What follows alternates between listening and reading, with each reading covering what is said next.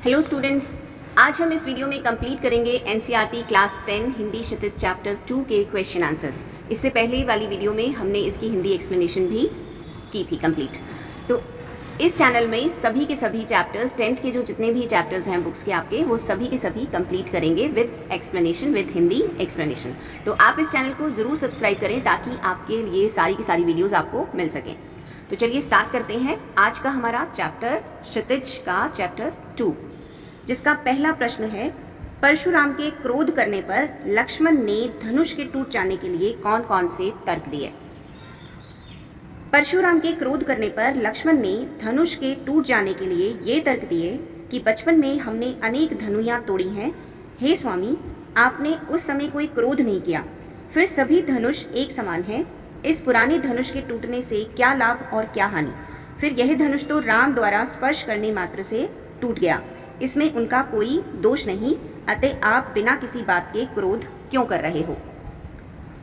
अगला प्रश्न है, परशुराम के क्रोध करने पर राम और लक्ष्मण की जो प्रतिक्रियाएं हुई, उनके आधार पर दोनों के स्वभाव की विशेषताएं अपने शब्दों में लिखिए।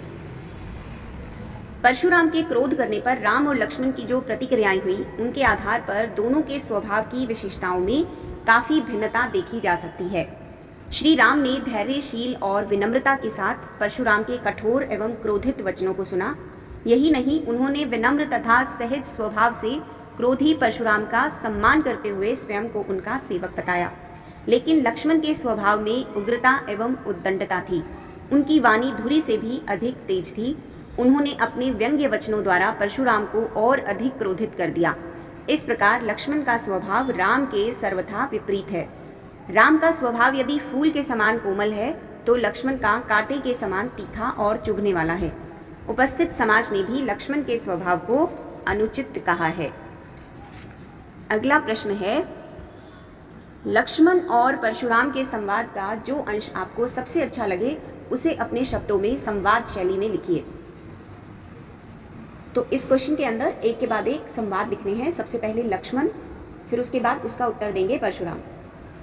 तो लक्ष्मण का जो संवाद है वो पहला, मुनिवर, हमने बचपन में बहुत सी धनुयां तोड़ी हैं, लेकिन हे गोसाई, तब तो आपने ऐसा क्रोध नहीं किया, पर इस धनुष पर आपकी अधिक ममता क्यों है।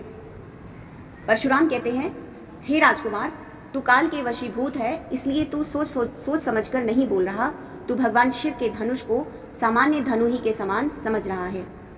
लक्ष्मण कहते हैं, हमारे विचार में तो सभी धनुष समान हैं। इस पुरानी धनुष के भंग होने से क्या लाभ और क्या हानि। यह भ्राता राम के छूने मात्र से टूट गया, इसमें उनका कोई दोष नहीं।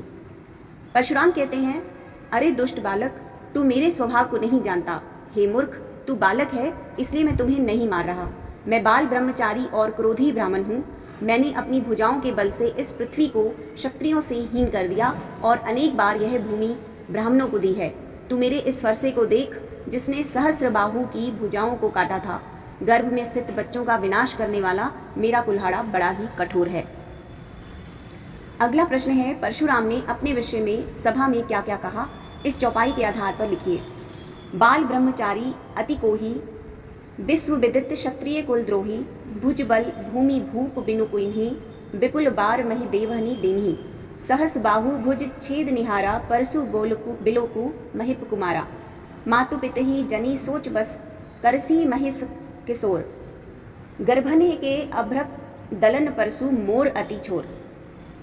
परशुराम ने लक्ष्मण को अपने विषय में बताया कि वे बाल ब्रह्मचारी और बड़े क्रोधी व्यक्ति हैं। सारा संसार जानता है कि वे क्षत्रियों के कुल के शत्रु हैं। उन्होंने अपनी भुजाओं की शक्ति से पृथ्वी को राजाओं से हीन किया और ये पृथ्वी अनेक बार ब्राह्मणों को दान कर दी। यही नहीं, उन्होंने अपने कुल्हाड़े से सहस्र बाहु की भुजाओं को काटा। हे राजकुमार, तू अपने माता पिता के मन में चिंता उत्पन्न मत कर, क्योंकि मेरा भयानक फरसा गर्भ में स्थित बच्चों का भी विनाश कर देता है। अगला प्रश्न है, लक्ष्मण ने वीर योद्धा की क्या क्या विशेषताएं बताई। लक्ष्मण ने वीर योद्धा की विशेषताएं बताते हुए कहा कि वीर योद्धा परशुराम के समान अपने मुख से अपनी प्रशंसा नहीं करता, बल्कि वह अपने कर्म द्वारा अपनी वीरता का परिचय देता है। वीर व्यक्ति बड़े धैर्यवान होते हैं, वह किसी को गाली नहीं देते। वह युद्ध क्षेत्र में अपनी वीरता दिखाते हैं, मुंह से बोलकर नहीं। युद्ध क्षेत्र में शत्रु को सामने पाकर केवल कायरता ही वीरता की डींगे हाँकते हैं, वीर नहीं। केवल कायर ही वीरता की डींगे हाँकते हैं, वीर नहीं। अगला प्रश्न है, साहस और शक्ति के समान साथ विनम्रता हो तो बेहतर है। इस कथन पर अपने विचार लिखिए। कोई भी व्यक्ति साहस और शक्ति द्वारा जीवन की बाधाओं का सामना करते हुए आगे बढ़ सकता है। वह विपरीत परिस्थितियों पर भी विजय प्राप्त कर लेता है। लेकिन मनुष्य के लिए केवल साहस और शक्ति ही पर्याप्त नहीं है, उसके स्वभाव में विनम्रता भी होनी चाहिए। यदि वह अपने क्रोध पर नियंत्रण पाकर विनम्रता से स्थिति को संभाल लेता है तो उसे निश्चय से ही सफलता मिलती है। इस संसार में साहस और शक्ति के साथ विनम्रता का होना आवश्यक है। अगला प्रश्न है, भाव स्पष्ट कीजिए। बिहसी लखनऊ बोले मृदबानी, अहो मुनिसु महाभट मानी, पुनि पुनि मोही दिखाव कुठारू, चहित उड़ावन फूकी पुहारू। इस चौपाई में लक्ष्मण परशुराम पर व्यंग्य करते हुए कोमल वाणी में कहते हैं कि अरे ये महामुनि महान योद्धा और मानी व्यक्ति है, मुझे बार बार कुल्हाड़ा दिखाकर मानो फूंक मारकर पहाड़ को उड़ाना चाहता है। भाव ये है कि परशुराम के क्रोध युक्त व्यवहार से वीर शत्रु डर नहीं सकता। परशुराम समझते हैं कि वे अपना कुल्हाड़ा दिखाकर जिस किसी को दबा लेंगे, लेकिन यहाँ कोई उनसे डरना नहीं चाहता। इहा कुल्हड़ बतिया को नाही, जे तर्जनी देखी मरी जाही, देखी कुठारू सरासन बाना, मैं कुछ कहा सहित अभिमाना। परशुराम पर व्यंग्य करते हुए लक्ष्मण पुनः कहते हैं कि वे कोई काशी फल के समान नहीं है जो उनकी तर्जनी देखकर मर जाएगा। लक्ष्मण पुनः कहता है कि उसने परशुराम के पास धनुष बाण व कुठार देखकर कुछ अभिमान पूर्वक कह दिया, लेकिन परशुराम को भी समझना चाहिए कि वे किसी वीर क्षत्रिय के साथ बात कर रहे हैं। परंतु यह भी स्पष्ट है कि लक्ष्मण परशुराम के क्रोध को देखकर डर नहीं सकता। गाधिसु नु कह हृदय हसी मुनिहि, हरियरे सूझ अयमय खांड न उख में, अजहू न बूझ अबूझ। यहाँ कवि ने परशुराम के क्रोधपूर्ण व्यवहार के प्रति विश्वामित्र की प्रतिक्रिया को व्यक्त किया है। वे अपने हृदय में हंसकर कहते हैं कि इस मुनि को सर्वत्र हरा ही हरा दिखाई दे रहा है। वह राम तथा लक्ष्मण को साधारण क्षत्रिय समझ रहे हैं। उनको ये समझ लेना चाहिए कि यह लोहे से बनी खांड है, ईंख से बनी खांड नहीं है जो मुंह में लेते ही खुल जाती है। ना समझ मुनि अभी तक सच्चाई को समझ नहीं पा रहे। भाव ये है कि राम लक्ष्मण जैसे क्षत्रिय योद्धाओं से युद्ध करना कोई आसान नहीं है, परंतु परशुराम अभी तक इस तथ्य को जान नहीं पा रहे। अगला प्रश्न है, पाठ के आधार पर तुलसी के भाषा सौंदर्य पर 10 पंक्तियां लिखें। कविवर तुलसीदास ने रामचरितमानस में परिमार्जित तथा साहित्यिक हिंदी भाषा का प्रयोग किया है। प्रस्तुत पाठ में कवि अभिधा, लक्षणा तथा व्यंजना शब्द शक्तियों का भी समुचित प्रयोग किया है। प्रसाद, माधुर्य तथा ओज गुणों का समुचित प्रयोग हुआ है। यही नहीं, कवि ने ब्रज क्षेत्र में प्रचलित मुहावरों तथा लोकोक्तियों का भी सुंदर प्रयोग किया है। इसी प्रकार अनुप्रास, पुनरुक्ति प्रकाश, उपमा, रूपक, उत्प्रेक्षा तथा अतिशयोक्ति अलंकारों का भी स्वाभाविक प्रयोग है। कवि ने संवादात्मक, व्यंग्यात्मक तथा वर्णात्मक शैलियों का भी सफल प्रयोग किया है। दोहा, चौपाई छंदों में रचित मानस का ये प्रसंग विशेष रूप से उल्लेखनीय है। कवि का शब्द चयन सर्वथा उचित एवं भावाभिव्यक्ति में सहायक है। अगला प्रश्न है, इस पूरे प्रसंग में व्यंग्य का अनूठा सौंदर्य है, उदाहरण के साथ स्पष्ट कीजिए। मानस का यह प्रसंग अपने व्यंग्य के लिए प्रसिद्ध है। कवि ने व्यंग्यात्मक शैली का प्रयोग करते हुए लक्ष्मण की वीरता तथा धीरता पर प्रकाश डाला है। सर्वप्रथम परशुराम सभा में प्रवेश करते समय कहते हैं कि जिसने भी शिव के धनुष को तोड़ा है वह अन्य राजाओं से अलग हो जाए, नहीं तो सारे राजा मारे जाएंगे। इस पर लक्ष्मण व्यंग्य करते हुए कहते हैं कि बहु धनु ही तोरी लरिकाई, कबहू न असी रिस कीन्ही गौसाई, यही धनु पर ममता के ही हेतु।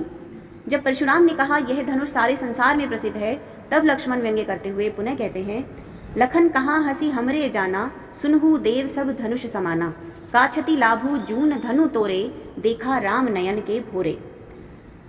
परशुराम ने क्रोधित होकर बार बार अपने प्रताप व बल का बखान किया। इस पर लक्ष्मण पुनः व्यंग्य करते हुए कहते हैं, बिहसी लखनऊ बोले मृदुबानी, अहो मुनिसु महाथर मानी, पुनि पुनि मोही दिखाव कुठारू, चहित उड़ावन फूकी पुहारू, इहाँ कुम्हड़ बतिया को नहीं, जे तर्जनी देखी मरी जाही।